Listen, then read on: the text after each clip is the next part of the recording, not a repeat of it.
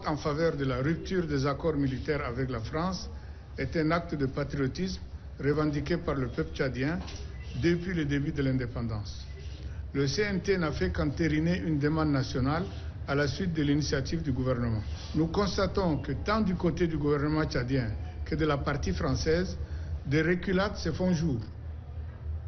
Le ministre Koulamalla annonce que la mise en œuvre de la rupture ne se fera pas à la nigérienne.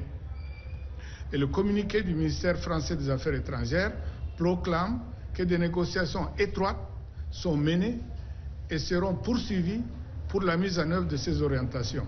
La France veut donc dialoguer avec le Tchad juste pour reconfigurer sa position militaire, tel que le dit le rapport de Borrell.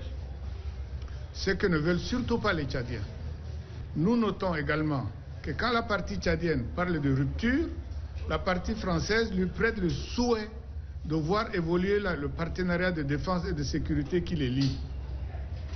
C'est un amalgame délibéré que les Tchadiens comprennent aisément.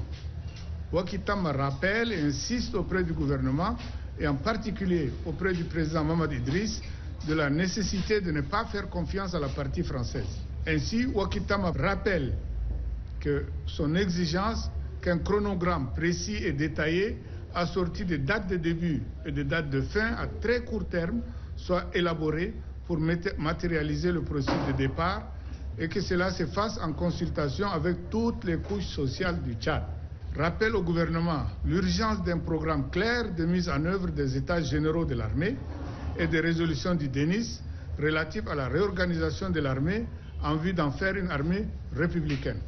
Insiste auprès du gouvernement tchadien que le Tchad est lié à la France par deux autres accords pour lesquels une rupture est tout aussi urgente. L'accord économique instituant le franc CFA et l'accord culturel et scientifique protégeant la langue française au Tchad. Incite le gouvernement tchadien, le CNT et le futur Parlement qui va être élu bientôt à étudier toutes les options qui privilégient les intérêts supérieurs du pays par des partenariats gagnant-gagnant.